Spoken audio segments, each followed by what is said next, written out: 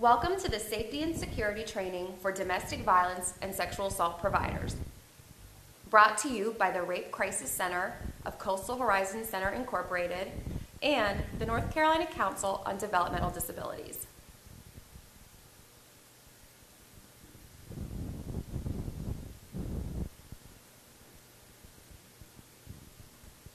This training was produced by the Rape Crisis Center of Coastal Horizon Center Incorporated and funded by the North Carolina Council on Developmental Disabilities. The purpose of this production was to enhance disability providers' capacity to serve survivors of sexual assault and domestic violence, and for sexual assault and domestic violence service providers to enhance their services for individuals with disabilities. The NCCDD owns the rights to this production.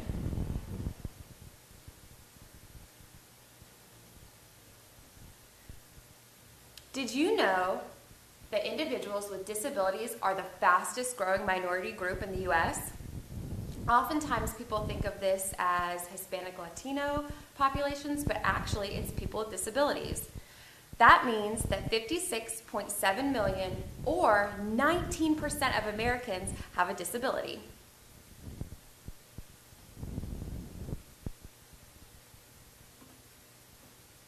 So when we talk about developmental disabilities, there are several different types. So we're going to use the term developmental disability, or IDD, intellectual/developmental disability, a lot during this training. So we just wanted you to know what that was. So a developmental disability is a chronic disability. That means it will never get better, and it's ongoing, and usually manifests before age 21. And this results in a lot of different functional limitations for people who have these types of disabilities.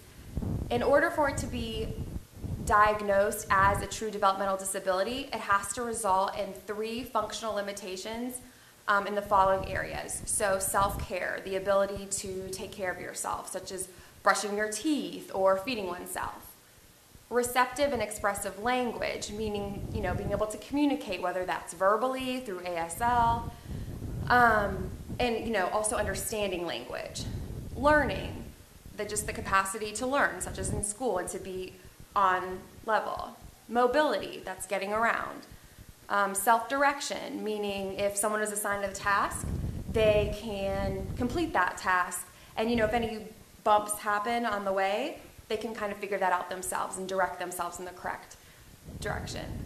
The capacity for independent living. So capacity for independent living means you're able to live by yourself and do that fine, cook for yourself, get your own mail, stuff like that.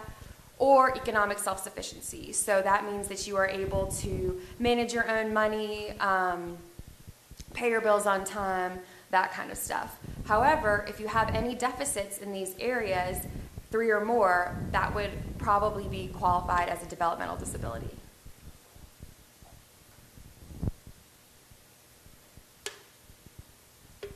So in order to really understand these disabilities, we like to break them down into the systems of the body that they affect. So the first type are your nervous system disabilities. So these disorders affect how your brain, spinal cord, and nervous system function, which can affect intelligence levels and learning. These can also cause all kinds of different problems: behavior disorders, speech impediments, language difficulties, even seizures. So some examples of those would be like your cerebral palsy, CP, Down syndrome, autism spectrum disorders, which we're going to talk more about autism spectrum disorders, and you can see we talk about those as ASDs. And those are all examples of IDDs, intellectual or developmental disabilities related to problems with the nervous system.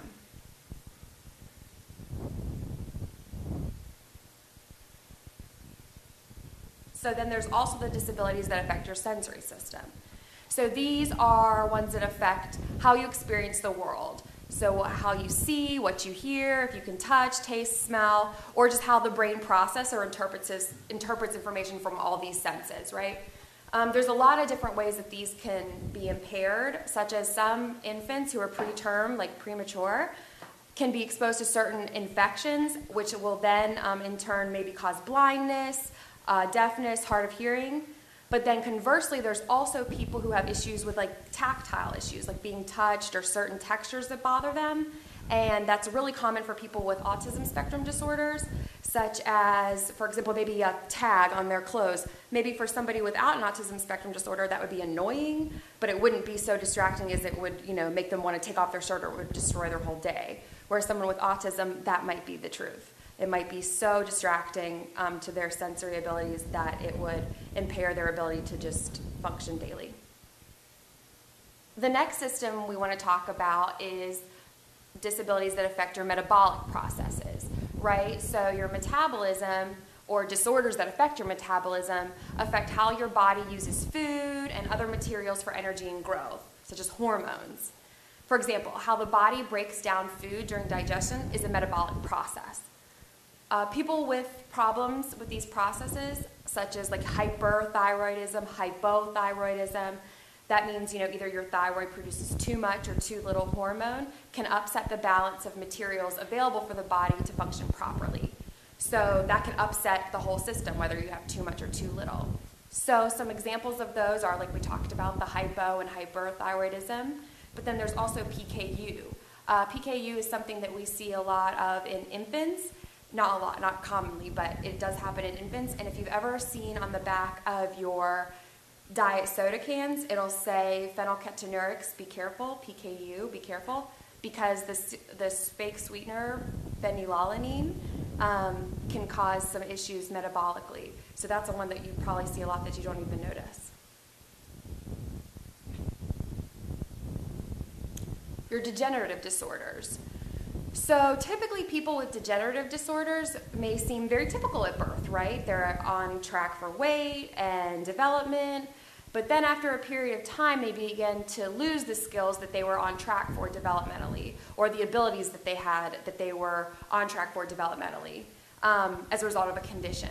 So sometimes these disorders don't even become noticeable until the child is an adolescent, or even an adult, and then they show signs of loss of function, and that's when people get diagnosed with these types of disorders.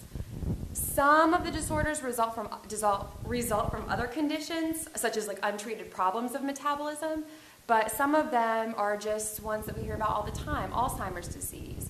Alzheimer's disease is something that you don't realize is an issue until later on down the line. Maybe you're becoming more forgetful, or you are getting lost, and then slowly but surely people recognize, oh, this is getting worse, this isn't just typical old age, and it's actually a disease affecting the brain.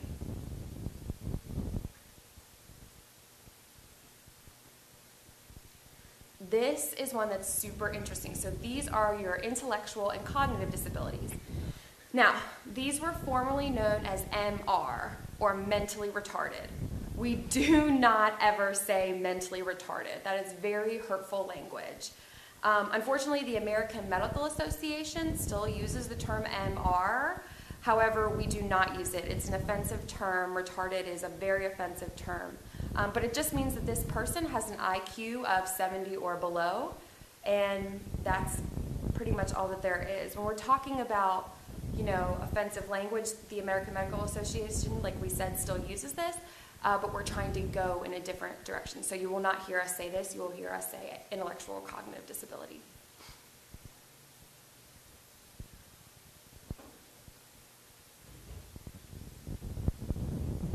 Traumatic brain injuries, or TBIs. They can be caused by significant head injuries, drug overdoses, anytime that there is significant injury to the brain, because it's a traumatic brain injury, or oxygen deprivation to the brain, which again can cause brain damage. It's not technically a developmental disability because it is the result of some type of impact or just damage to the brain. However, it presents very similarly because it causes deficits in memory, inhibition, verbal or physical responses, much like someone who may have a cognitive disability. So that's why we kind of lump it in with developmental disabilities, just because it's presented so similarly and the risk factors are so similar for people with TBIs.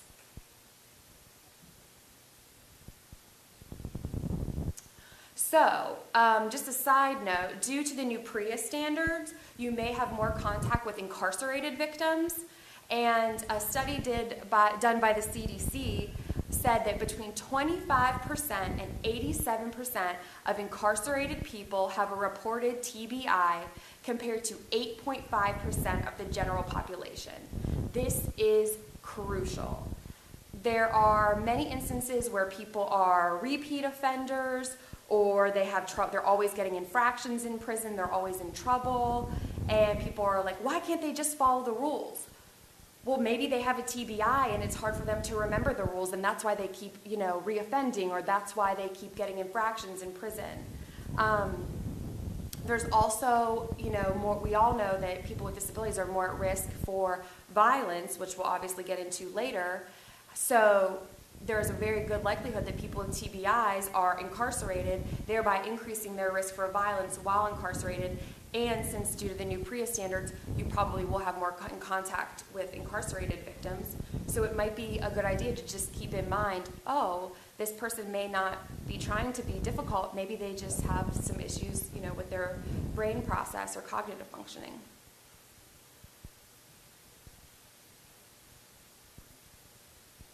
Further on TBIs, a study was done by the state of New York, which showed that there is a significant increase in the amount of TBIs in victims of domestic violence.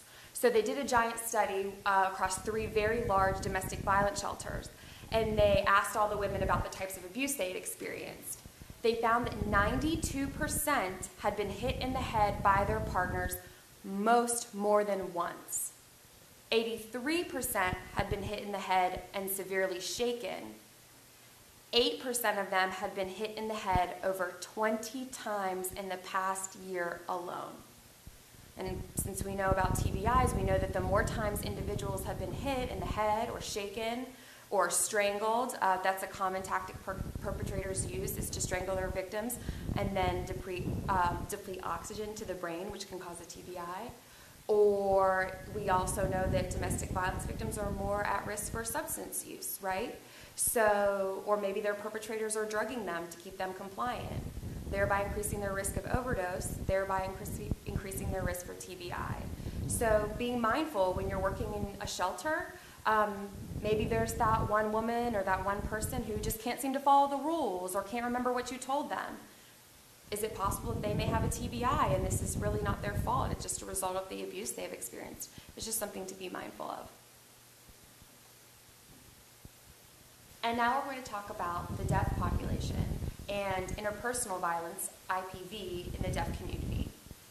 So, 54% of boys who are deaf have been sexually abused versus 10% of boys who are hearing.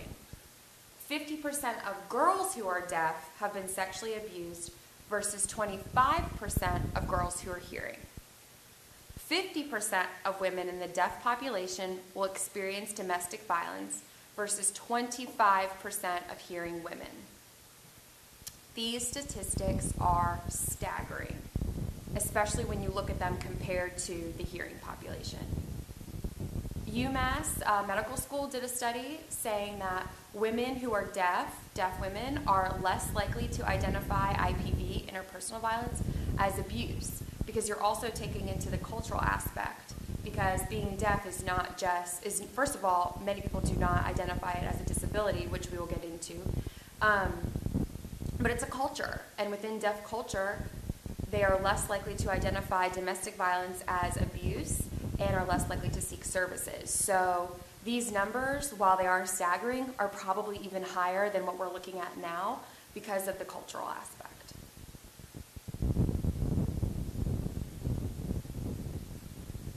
So as you saw in the previous slide, we had a big D and a little d. So basically, the National Association of the Deaf, says that we use the lowercase deaf when referring to the audiological condition of not hearing, and the uppercase deaf when referring to a particular group of deaf people who share a language, American Sign Language, ASL, and a culture. The members of this group have inherited their sign language, use it as a primary means of communication among themselves, and hold a set of beliefs about themselves and their connection to the larger society. We distinguish them from, for example, those who find themselves losing their hearing because of illness, trauma, or age.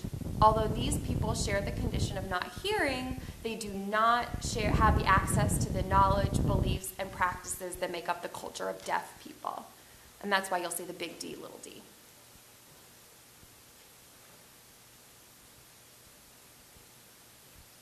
So we just spoke about deaf, big D, little d. The next group of people we want to talk about are your hard of hearing. So hard of hearing can denote a person with mild to moderate hearing loss, or it can denote a deaf person who doesn't have or want any cultural affiliation with the big D deaf community, or both. It can be kind of a dilemma in some ways, because in some ways you're hearing, as in hearing cultured, and in some ways you're deaf, or in other ways you're neither. So there's sort of that identity crisis when it comes to the HOH, hard of hearing population. Can someone be hard of hearing and ASL deaf? Of course, that's possible. Can one be hard of hearing and function Can one be hard of hearing and function as hearing? Of course, when you think about people with cochlear implants. What about being hard of hearing and functioning as a member of both the hearing and deaf communities? That's sort of a kind of a delicate balancing act, but it's definitely possible. As for the political dimension, hard of hearing people can be allies of the deaf community. They can choose to join or ignore it.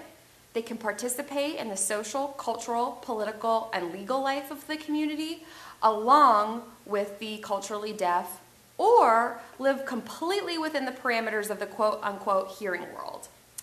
They may have a more difficult time establishing a satisfying cultural/social identity due to the different factors of their disability and the cultural and social dynamics of the hearing versus deaf world. So, we've just discussed all the different types of disabilities that we are going to kind of target on in this training. But during the entire training, you really want to keep in mind that all victims and survivors face difficulty when attempting to leave a violent person, situation, or environment. But people with disabilities face even more barriers when seeking services and increased risk for their safety. And CalCASA, the California Coalition Against Sexual Assault, has a great message where they say DVSA services to survivors with disabilities is not an extension of our work, it is our work. So yes, we do have advocates that specialize in disability. However, this should not be a specialization. It should be across the board. If you serve survivors, you can just as easily serve survivors with disabilities.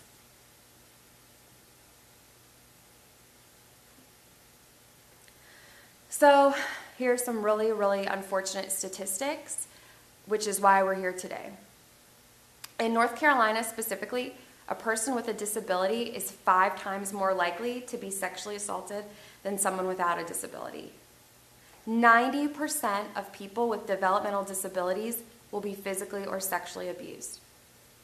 Half of people with developmental disabilities who are abused will experience 10 or more abusive incidents. Abusers will typically abuse as many as 70 people before getting caught. And 3% of sexual abuse cases involving people with disabilities were ever reported to law enforcement. People with disabilities experience abuse by a greater number of perpetrators and stay in dangerous conditions significantly longer than those in the mainstream population. So, for example, at Baylor University, they did a study that showed that people with disabilities stayed for 11.3 years versus 7.1 years in situations of physical abuse, 8.3 years versus 4.1 years in situations of sexual abuse. So you can see that they're staying as much as even doubly longer than people without disabilities when they are in an abusive or dangerous situation.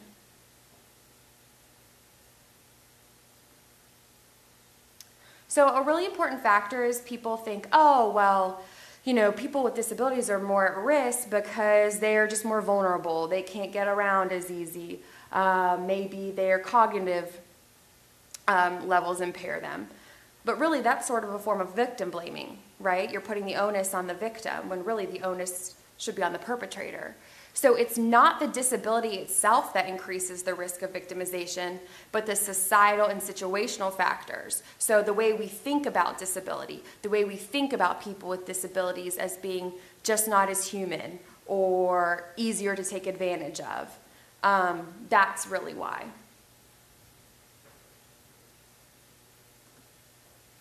So another reason people with disabilities are so disproportionately at risk is because of the commonly believed myths about people with disabilities. So there are all kinds of myths, but specifically, people believe that people with disabilities are not sexual beings, or they're overly sexual, right?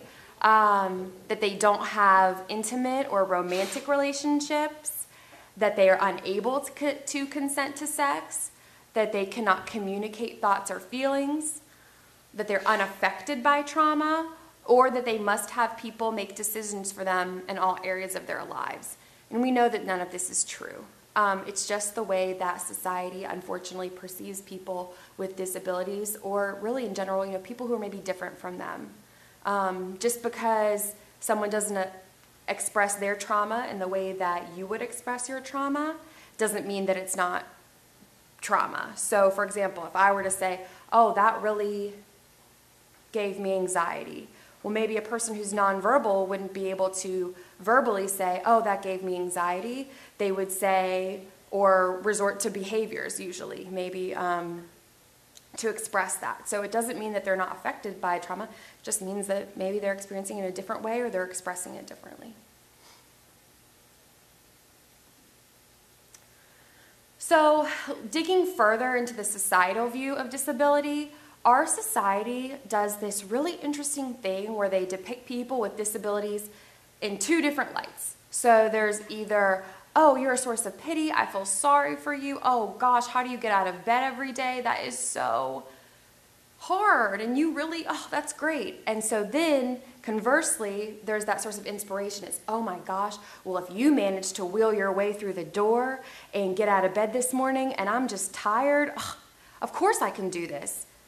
Well, that's sort of very dangerous, because what you're doing is you're taking a person and you're objectifying them. You're using them as something that is not human. And when you view someone as not human, that's one of the first steps in abusing that person, right? So Stella Young, she passed away not too long ago, but she was a really inspirational, not because she had a disability, but because just her work in general was a really, she would be so angry that I said that just now. She was a really amazing disability advocate as well as journalist. And she says, I can't help but wonder whether the source of this strange assumption that living our lives takes some particular kind of courage in the news media, an incredibly powerful tool in shaping the way we think about disability. Most journalists seem utterly incapable of writing or talking about a person with a disability without using phrases like overcoming disability, or brave, suffers from, defying the odds, wheelchair bound, or my personal favorite, inspirational. Think about, when you see on Facebook, for example, the picture of the child using the prosthetic legs running a marathon, and it says, "What's your excuse?"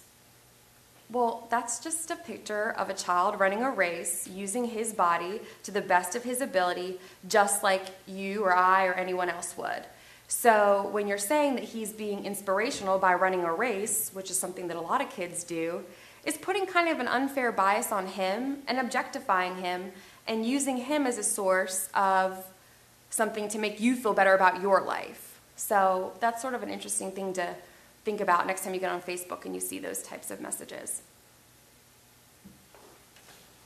So Stella Young in the previous slide discussed how the media portrays people with disabilities and how impactful the media is on shaping the way we think about all kinds of groups of people, but specifically people with disabilities. We are bombarded with so many media messages all day, every day. So let's think about actors in famous movies, which are great movies, playing people who don't have disabilities, playing people with disabilities. So think about Rain Man. Great movie. Does Dustin Hoffman have autism? No, he doesn't. So why didn't we just choose an actor with autism to play Rain Man? Or when you think about Forrest Gump, again, I believe Tom Hanks won an award for that movie. However, Tom Hanks never had a physical disability, like in the beginning, and he never had a cognitive disability. So why are we using people who do not have disabilities to play people with disabilities? A lot of times you'll hear, well, a person with a disability probably couldn't do all the things that actor did in the movie. Well, then why would that actor be doing that if they're playing a person with a disability? It's just an interesting sort of piece of information to think about as you're viewing how the media portrays people with disabilities.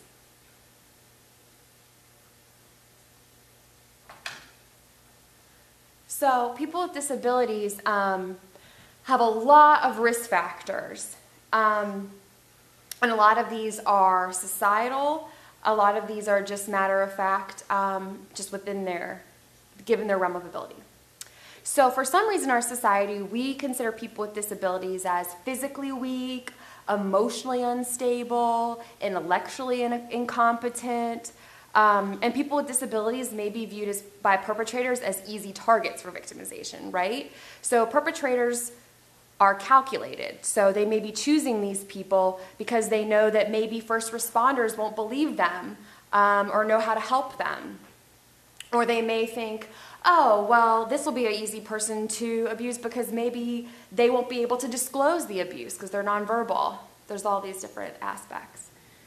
Individuals with disabilities are also taught, from a societal standpoint, values and beliefs that affect their behavior and social etiquette, which really increases their risk factor. So across the board with people with disabilities, they are taught to always obey the rules and always obey those in charge, kind of at a perceived authority. Don't be assertive or get angry, and agree with adults or authority figures. Otherwise, a lot of times, if they don't do these, go along to get along and be compliant, those may be viewed as quote-unquote behaviors, which could result in maybe a punishment or something taken away from them, especially in a group home setting. They're taught to honor others' opinions, even above their own, to be obedient and dependent, because again, you don't want to have someone think that, oh, well, she's just having a behavior, so we need to, discipline her. Well, no, maybe she's just saying no, or she wants to express a negative feeling or a desire for change. That is not accepted among people without disabilities, working people with disabilities. Personal choices are not often possible, and refusal is typically not accepted. Again, that a lot of times will be viewed as quote-unquote a behavior, and that can result in a negative outcome.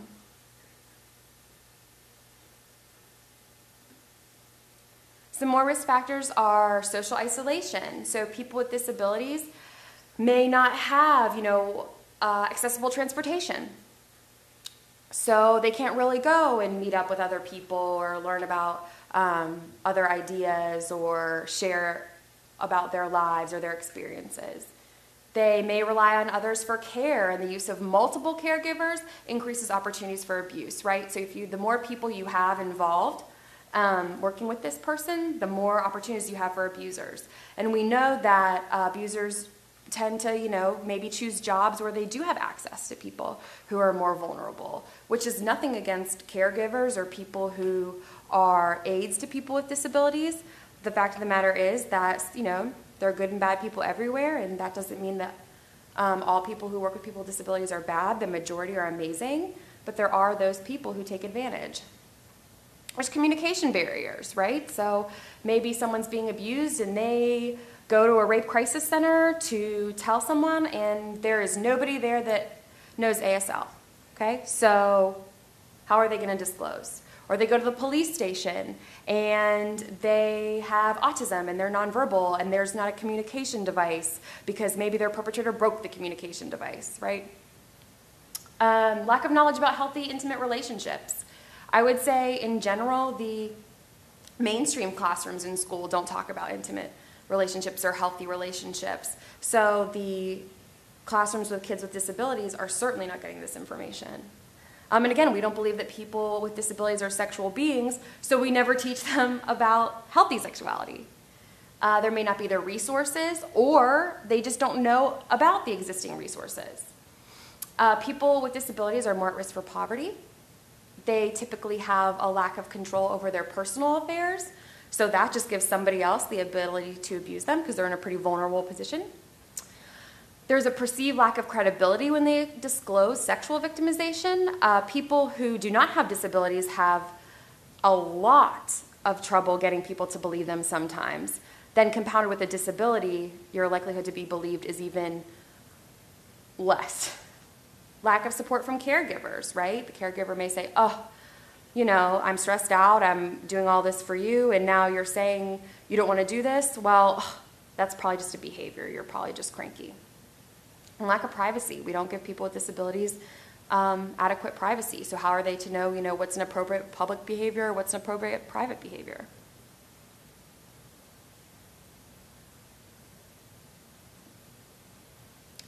People with disabilities often receive little or no sex education. So again, going back to the sex ed that we receive in public high schools across North Carolina is typically very limited. People with disabilities receive even less than that, if any. So there's a lot of reasons, a lot of schools have thought behind that, but a few of them are that they're not educated in sex because if you don't teach them about it, then they won't do it. But if you teach them about it, then they'll know about it and they'll do it. They're not viewed as sexual beings, so like, why do we need to teach them about this or being healthy or being safe? Because they're not, they're just eternal toddlers. And also, in general, people believe, oh, what they don't know won't hurt them, right? They're going to sit at home with me forever, and it's, it's not going to bother them. It's not going to affect their lives, which is dangerous. It's very dangerous and very disconcerting to withhold information about people's bodies and people's lives from them because you believe that it's not necessary for them. But really, that's really an unfair thing to do to someone.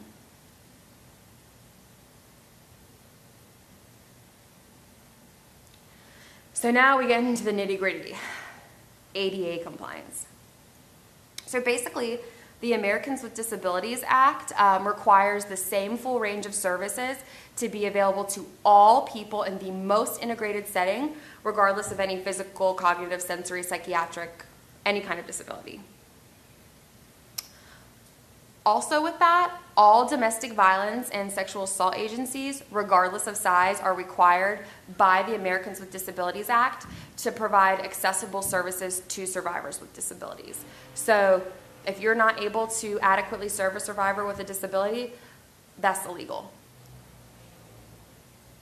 So further on the Americans with Disabilities Act, specific to domestic violence and sexual assault providers, some examples of unlawful discrimination under the ADA would be excluding a person from services based on a disability, like, oh, well, I'm so sorry, your wheelchair won't go through the door, so you can't come to group. You can't do that. Providing lesser or fewer services because the person has a disability. Failing to modify policies if necessary, or moving architectural barriers. So if there's a table in the way and someone cannot wheel through it with a wheelchair, for example, you have to move it. If you don't, you're not in compliance with the ADA. You can move it back after they leave, but failing to provide auxiliary aids and services such as ASL Interpreters. So if you receive government funding, you have the money to contract with an ASL interpreter. Denying services because a child or any other member of an individual's network of family, friends, and personal care attendants has a disability. So just because you can't accommodate their friends or family doesn't mean that you're allowed to, and if you do not accommodate them, you are in violation. So you may ask, all clients across the board what accommodations they may need. So when it comes to your intake process, on your intake form that you use for every single client that walks in the door, you can ask, what accommodations will you require in order for me to best serve you, right? And then that person is responsible for letting you know. You may not charge for accommodations. So if this person requires an ASL interpreter, or if this person requires a ramp to be able to appropriately get into your facility, you cannot charge that person. That should all come out of your grant funding. And again, if you receive grant funding, you can definitely find room in the budget to afford that, because this is the law.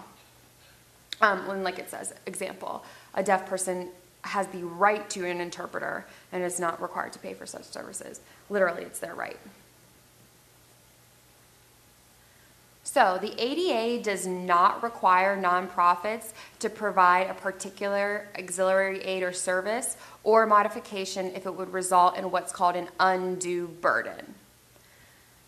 That would be something like, oh, well, I work in a historic building and installing an elevator would be an exorbitant cost for us. There is no way we can afford that. That would be called an undue burden, right? However, demonstrating an undue burden does not exempt your agency from being ADA compliant.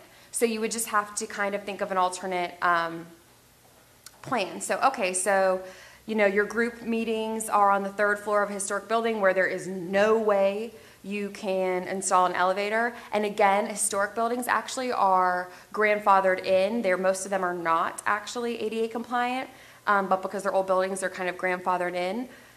But that does not mean that you can't serve these people. So you would have to think, okay, well, is there an alternate location that we could meet at that would be accessible? Could we rent a ramp from a local provider? Could we, and you can ask people, you can say, so what would be easier for you? Ask the person, so tell me more about what would be easier for you. Is an alternate location better? Is a ramp better? Just brainstorm.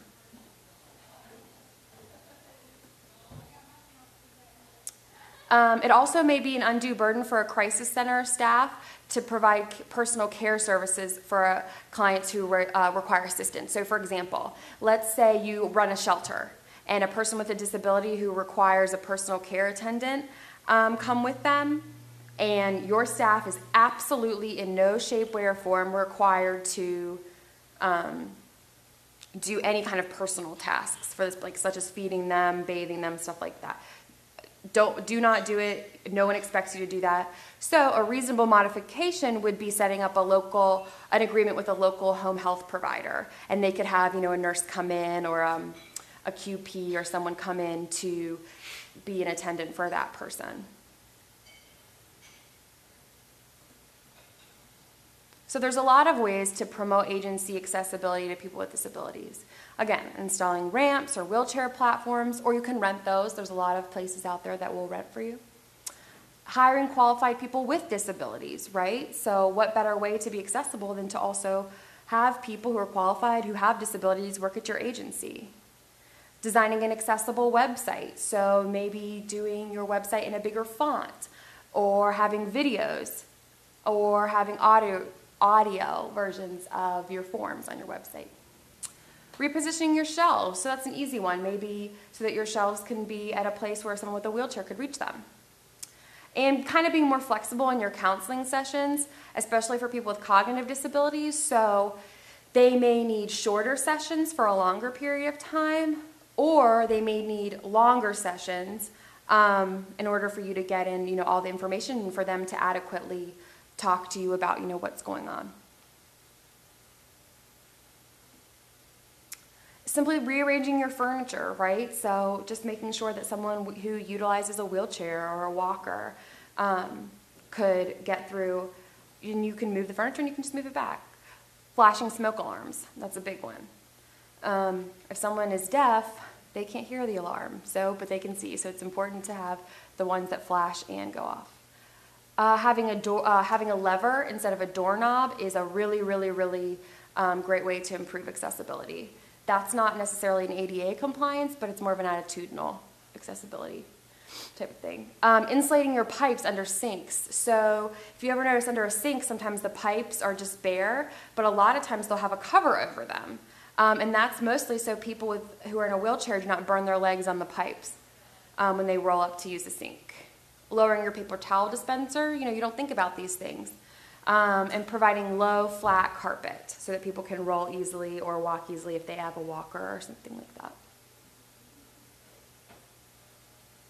Some other ways to be attitudinally accessible.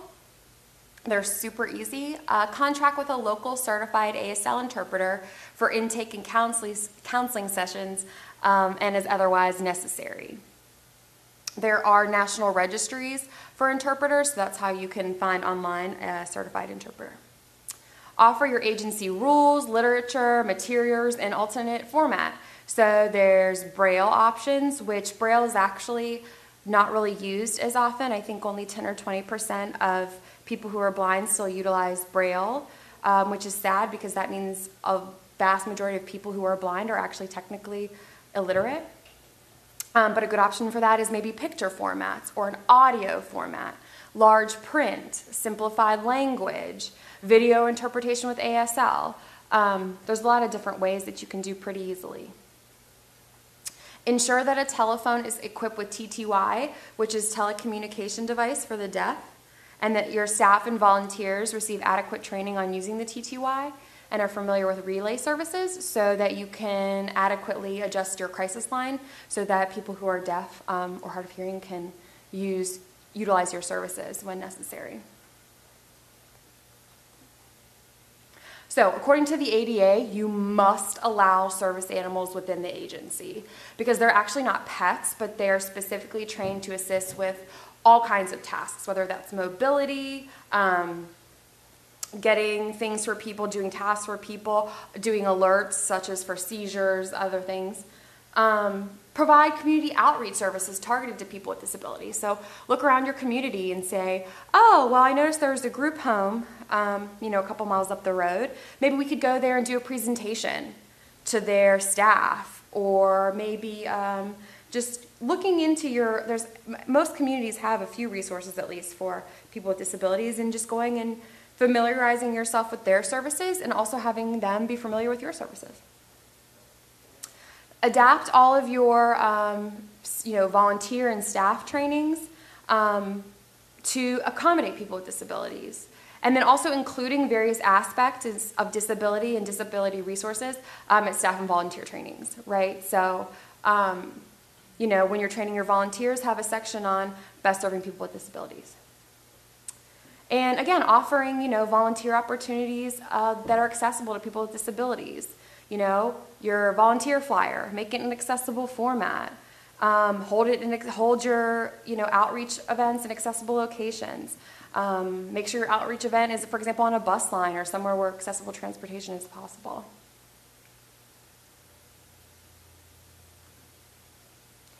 So when we're talking about ADA compliance and being attitudinally accessible, there's also a set of really awesome values that are embraced by the disability community.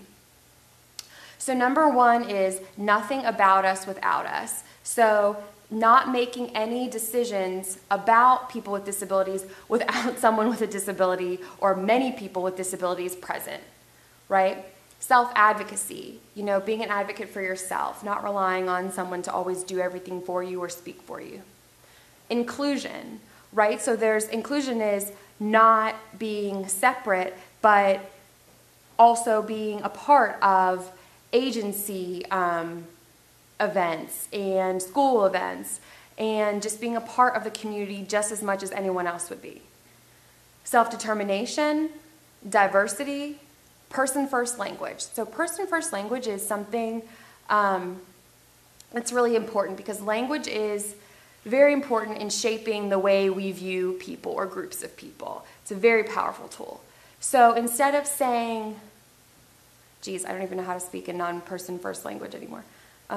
He's autistic. Or the autistic boy. That would probably be it. Well, he's not an autistic boy. He is a boy with autism, right? So recognizing first that he is a person and he just so happens to have autism, right? His autism does not define him. His autism is probably the least interesting thing about him.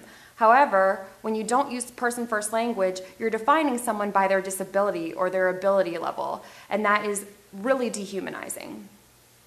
And then your wheelchair etiquette. Basically, that's, a wheelchair is basically kind of an extension of that person's sort of body space. So just like you wouldn't lean on someone, you don't lean on someone's wheelchair, right? And when you talk to someone who is utilizing a wheelchair, also you don't say wheelchair bound, you say uses a wheelchair, right?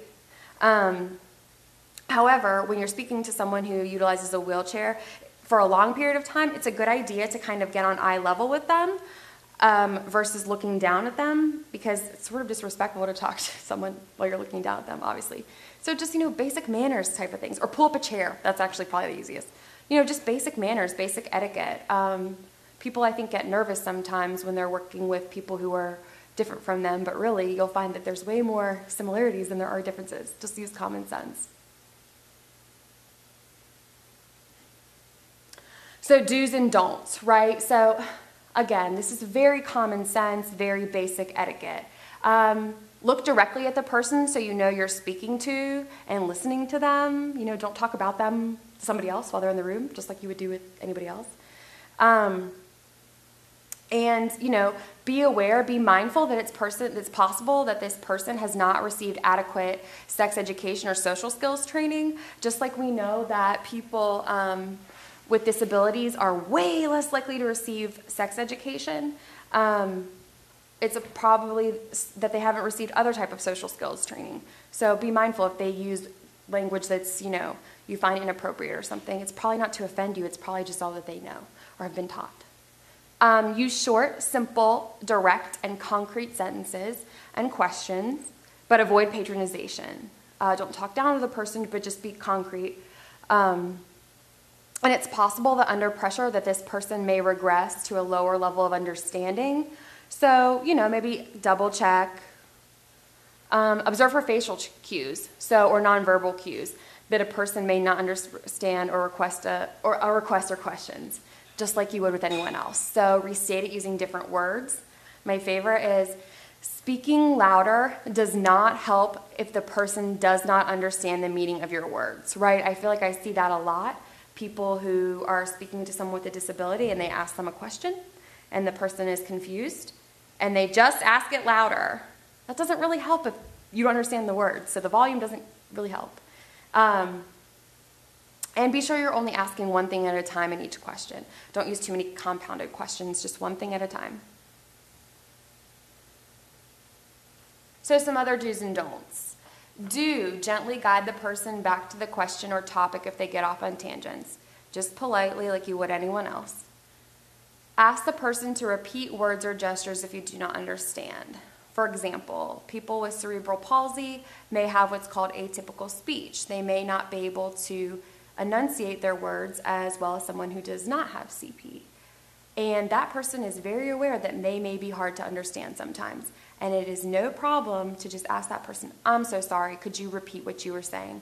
I'm sorry, could you say that again? Because if you go along and just pretend you understand what the person's saying and they think that you're totally on board and at the end you both are at different conclusions, you're both going to end up very, very frustrated. So just ask. It's okay. That person is probably very aware that they have some difficulty being understood sometimes. Let the person finish what they're saying. And don't supply the ending, right? So sometimes you may think that, oh gosh, they're struggling to tell me what's going on. Or maybe they're not. Maybe they're just that's just how their brain process works. Maybe that's just how they talk. So just let them finish. And again, you don't want to supply the ending. Use pictures or gestures that may help to express an idea or understand spoken words or gestures. Dolls. What's another good one? There's all kinds of, drawings. Beware of the echo effect. So this is common. So sometimes a person with a disability, especially a cognitive disability, they may just repeat the last thing that they heard. So you might say, okay, so did you understand that? And they'll say, yeah. And you're just like, okay, oh, geez. And you're both confused, right? So maybe reword what you said. Try to limit distractions as much as possible. And then just go slow. Check for understanding by asking simple questions and encourage questions. People with disabilities, like we discussed before, are often taught to be very compliant and not ask questions or not advocate for themselves. So this may be difficult at first because they may just say, oh yeah, everything's great, I understood everything. But really be mindful and let that person know this is a safe place for you to ask questions, and I really encourage you to ask questions. This may be more difficult than working with someone without a disability. Do not make assumptions, just like we talked before, that the person has understood you. Always double and triple check. Don't pretend to understand what the person was saying. This will only frustrate you and the person. Again, with the atypical speech, just ask if you're not sure. Don't guide them towards an answer, and do not confuse a slow response with inability to think, right? So many people with CP, they may not be able to enunciate or speak as quickly as someone without CP, but that doesn't mean that they have any kind of intellectual limitations. So do not confuse a slow response with inability to think. So when we're talking about ASL interpreters, there's just some basic stuff that you really, really want to be mindful of. Ensure that your interpreter is licensed and qualified. www.rid.org is the Registry of Interpreters for the Deaf, and those are all of your qualified licensed interpreters in your area. Great resource. So when the interpreter arrives, seek out the contract and the deaf individual to discuss logistics. Where do you want me to stand? Stuff like that. Be aware of lighting and backgrounds, right? So this person is communicating with their hands and their facial expressions. So we want to make sure that the deaf person can see adequately. So be mindful of no backlighting, nothing to obstruct the view. Again, the deaf person should be the interpreter should be in the deaf person's line of sight. And understand the interpreter will interpret all communication that occurs. That includes environmental sounds like cell phones. Speak directly, this is very important. Speak directly to the deaf individual, not the interpreter. And that sometimes seems hard or unnatural because you feel like you're ignoring a person, but you're not. That interpreter is literally doing a job. Speak naturally. You don't have to speak slowly. Sometimes an ASL interpreter will ask you, could you repeat that? That's totally fine. Or to slow down so that they can have some time to catch up. Only one person speaks or signs at a time. Realize that the interpreted conversation may require more time. And do not ask the interpreter for opinions or comments on the content of the meeting or information about the deaf person. ASL interpreting is physically and cognitively demanding and may require occasional breaks or more than one interpreter. Now we're going to discuss mandatory reporting. This is specific to the state of North Carolina and may not be true for the rest of the country. So when we're discussing mandatory reporting, these are the statutes, as you can see. So that's 108A, Article 6, and Article 7A. So these are the two statutes we're going to discuss. So who must report? So any person who has a reasonable cause to believe that a person with a disability is in need of protective services. So what does that mean? If there is suspicion that someone is being abused, neglected, or exploited, you must make a DSS report. So how do we define abuse, right? That's willful infliction of physical pain, injury, or mental anguish, unreasonable confinement, willful deprivation by a caretaker or services necessary for mental or physical health. And then neglect, we define that as living alone and being unable to provide necessary care for physical and mental health, or conversely, failure of a caretaker to provide necessary services. So if you even suspect that a person with a disability, because they are considered a vulnerable population, is being abused or neglected, you must report to your local DSS. We are all mandatory reporters. And under the current law, you have 24 hours in which to make a report. Even if you don't think that DSS is going to take the report, you still must make it because you are a mandatory reporter. Allow DSS to screen that out. That's their job.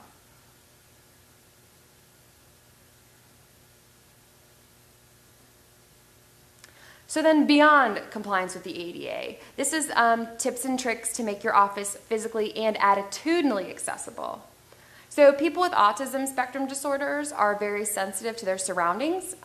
We talked about sensory disorders. So instead of having overhead fluorescent bulbs, maybe try incandescent bulbs, meaning turning on like floor lamps instead of overhead lights. That will make the session with the person probably a lot easier for them. And then for you also. Offer augmentative communication devices. Those are iPads with apps that have words that help the person to communicate with you. There's also books that are Velcro and have cards for every word so you can spell out sentences. In our office, for example, we have things called fidgets, and they're just little like koosh balls and squishy things and stress balls and little weighted lap pads that have gel in them. You can find all of those on Amazon. Are really great for a variety of disabilities, but as well as PTSD and anxiety. I would argue that the majority of clients receiving DVSA services have a PTSD diagnosis or at least have some form of anxiety. And so those are great for everyone across the board. It gives them something to do with their hands so that they can, think a little bit more clearly and talk to you about what's going on so you can best serve them. A great idea is to display information about domestic violence, sexual assault, and intellectual disabilities. Display diverse images of people with disabilities and information about local IED providers. So in your lobby, maybe have a couple brochures of your local disability services provider. Maybe in some of your pictures or posters, you have people of all ability ranges portrayed in those images.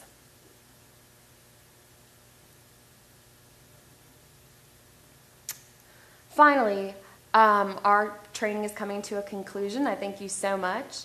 But the biggest thing that we would like you to take away from this is that working with this population is not an extension of your work, but it is our work. And lastly, you're all already doing this work. You ask hard questions. You make accommodations for every single client. Clients with disabilities are no different. I'd like to take this time to thank you so much, and this concludes our training.